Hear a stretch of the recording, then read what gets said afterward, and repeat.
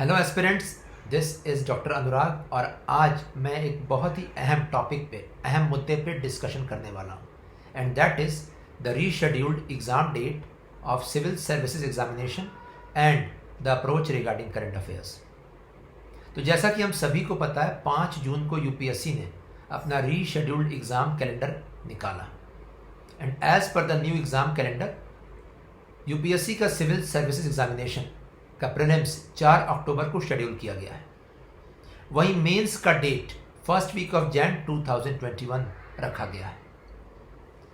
In short हमारे पास realistic तरीके से अगर देखें तो 100+ डेज बच रहे हैं प्रीलिम्स के पहले अभी से, and after prelims we have approximately 3 months before we go on to give the mains examination.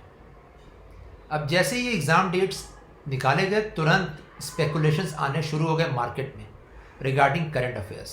Current affairs को लेकर कंफ्यूजन शुरू हो गया दैट कब से कब तक का करंट अफेयर्स पूछा जाएगा, करंट अफेयर्स में अप्रोच क्या रहना चाहिए, किस मंथ तक का करंट अफेयर्स इंपॉर्टेंट है।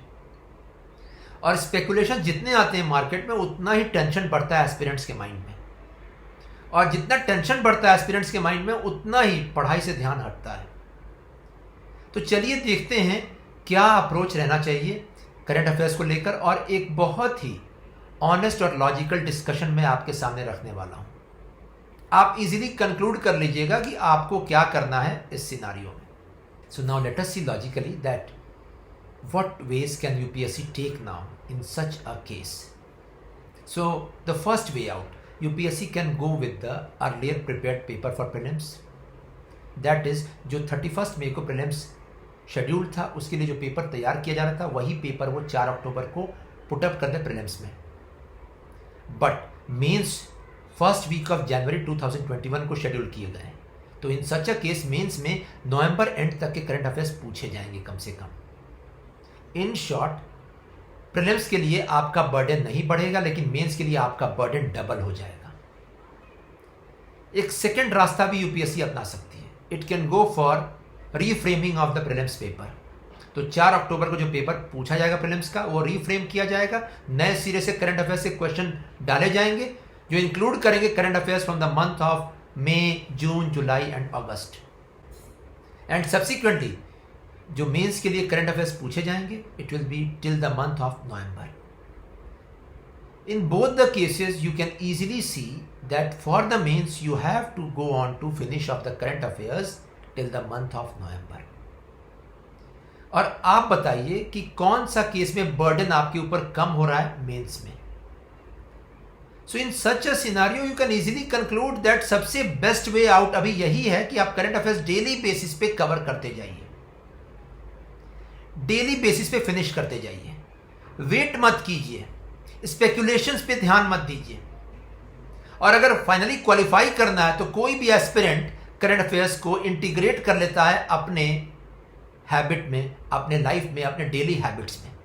And besides my dear friends, let me know, क्या करंट अफेयर्स की तैयारी और या पढ़ाई हमारे प्रिपरेशन को बोरिंग और बर्डनसम बनाती है या रेलेवेंट और एक्साइटिंग बनाती है? जहां तक मैंने देखा है टॉपर्स के केस में, या जितने स्टूडेंट्स क्वालिफाई करते हैं फाइनली यूपीएससी का सिविल सर्विसेज एग्जामिनेशन, उनके अंदर एक बहुत अच्छी हैबिट रहती है, and that is they have integrated the reading of a newspaper, a reading of editorial or two, and reading of some current affairs snippets from various websites या portals on a daily basis. वो कभी भी postpone नहीं करते current affairs की तैयारी, they finish it on a daily basis. और अगर मेटिकुलसली एनालाइज किया जाए तो करंट अफेयर्स के बहुत सारे फायदे हैं हमारे प्रिपरेशन प्रोसेस में। सबसे पहला पॉइंट, हम सभी को पता है, it gives direct questions in prelims as well as in mains. Especially in the mains, in GS paper 2 and 3, approximately 2/3 of questions are directly asked from current affairs. Static portion से हमारा केवल concept बैठता है GS paper 2 and GS paper 3 में, जबकि questions current bent से आते हैं।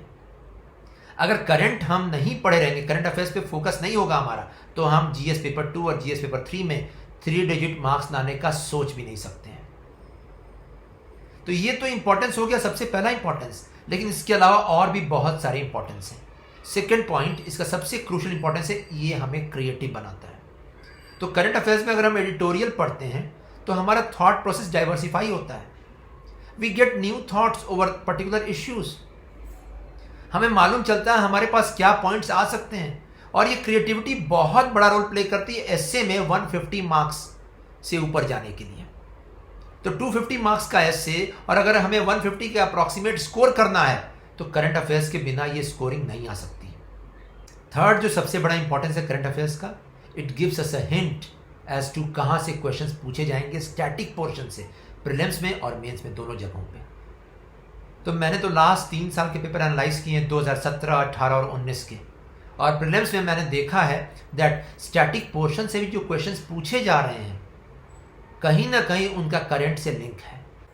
इन शॉर्ट, अगर हम इन डेप्थ एनालिसिस कर लें करंट अफेयर्स का तो हम प्रीलिम्स इजीली क्वालिफाई कर सकते हैं। Even in the mains we can easily predict question कहां से पूछा जाएगा GS paper 2 and GS paper 3 में, if we have a strong grasp over current affairs.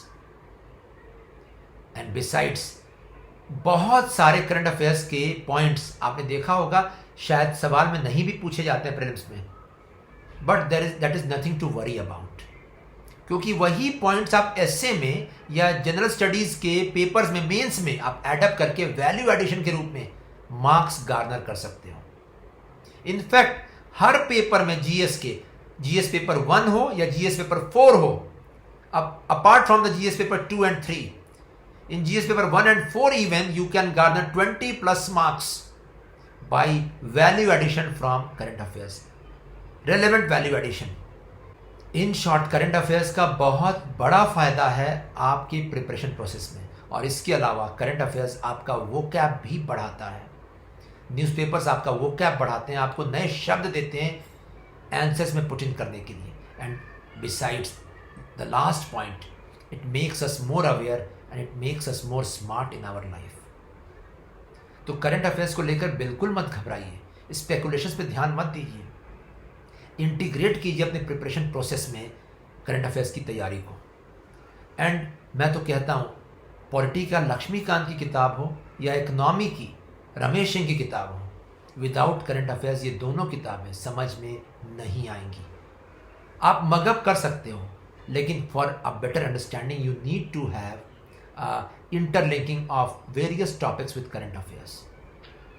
तो इसीलिए फ्रेंड्स, करंट अफेयर्स से भागिए मत, उसको इंटीग्रेट कीजिए, अपने लाइफ का एक पार्ट और पार्सल बना लीजिए, and then you will emerge victorious in the UPSC civil services examination. You will see your name in the final list of UPSC. That's it. Thanks a lot.